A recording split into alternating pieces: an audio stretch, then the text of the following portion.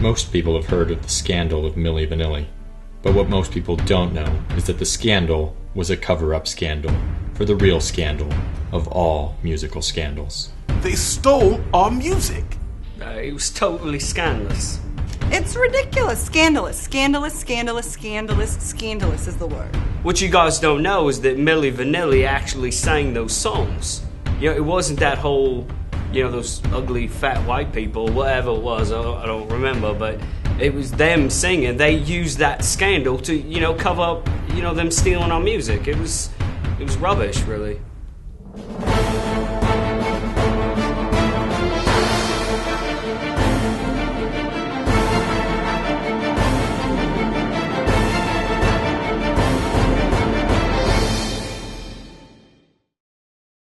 It was 1968.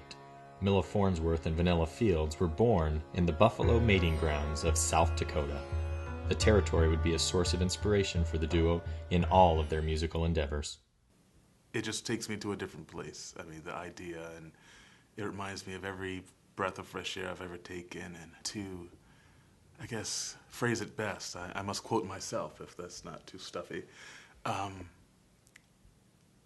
The plains of nothingness press on my soul, and there is absolutely no other place I would rather be. I could not help but write. And write he did. 4,000 songs before he was 13, 10,000 before he graduated high school. I would sit in my room at night and write by crayon and candlelight. I would choose the color that matched my mood and write about the things that I knew. It was an amazing process, really. It was amazing. Thank you.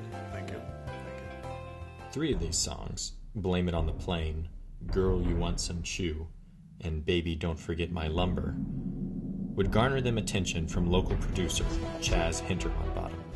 The Hint-of-a-Bottom incident. It was really the beginning and the end. I mean, the guy was a crook, and he was stealing music from them from the start. But it destroyed them. Unbeknownst to Milla and Vanilla, Hintermanbottom sold these songs to Frank Farian, a German music producer who was known for creating such megastars as Meat Loaf and No Mercy. His current project, suspiciously enough, named Milli Vanilli. It was hard. I felt as though our souls had been raped. Yeah, it was really hard.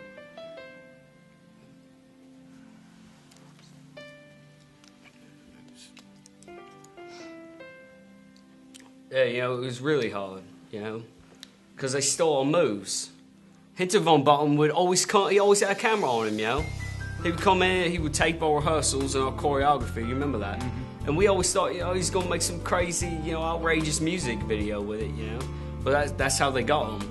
You know, with Milla's lyrics and my dance, we put it all together, you know, and we express that to him, you know, through our heart and our hands. And our hair. Oh yeah, and definitely our heart. The days of carefree rehearsal were over. The theft had sent Vanilla into a rage of fury bent on success.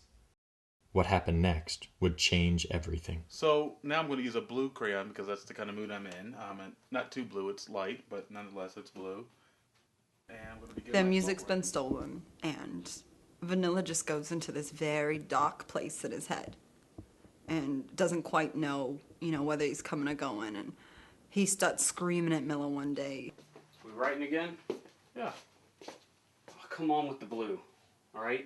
Enough with the depressing songs. We need to go mainstream if we're ever going to sell. You need to lighten up. That he needs to get it together and become more marketable and lighten up. And Milla, I mean, he's just so verklempt. He's so upset. He doesn't even know what to do, so he just leaves the room. And then he gets this idea, right? And he comes back in and he's got a face full of white clown makeup. You know, I think he was maybe trying to tell a joke or something, but this flies all over Vanilla, and Vanilla takes Milla's crayons and just breaks them, and he yells at him, "That's not what I meant." Storms out of the room, and this is what became known as the White Face incident. It was an insult to my people, you know? It really cut me deep. I didn't know if I'd ever be able to forgive him. It was the moment in time where they both just realized that they were no longer communicating in the same language. Yeah, you know, it was a dark time in my life. Miller was trying, but in the end, I was just angry at the world. They broke up, and both started solo careers. The bitterness between them grew over the following months until it came to a point on Village Street.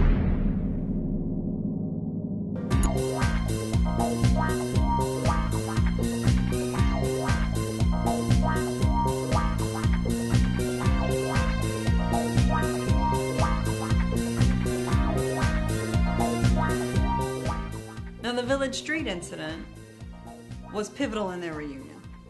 I mean, the anger was still palpable, but they both knew that the chemistry was back. After years of separation, producer Chaz Hintervonbottom called with apologies and an opportunity for reunion. Chaz called me, and he asked for forgiveness. And, you know, it really moved me. But what I thought about was if I could so easily, you know, forgive Chaz, then, you know, why couldn't I? Then we could certainly forgive each other.